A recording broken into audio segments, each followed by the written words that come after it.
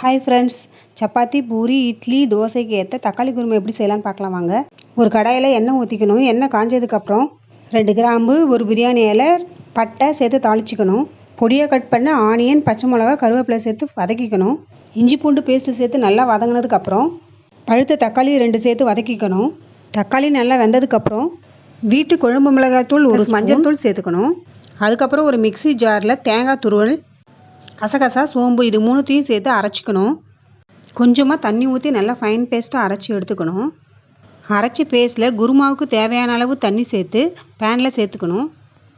பச்சை வாசனை போகிற வரைக்கும் நல்லா கொதிக்க வைக்கணும். குருமாவை நல்லா கொதித்து வந்ததுக்கப்புறம் கொத்தமல்லி இலைகளை தூவி ஸ்டவ்வை ஆஃப் பண்ணிக்கலாம்.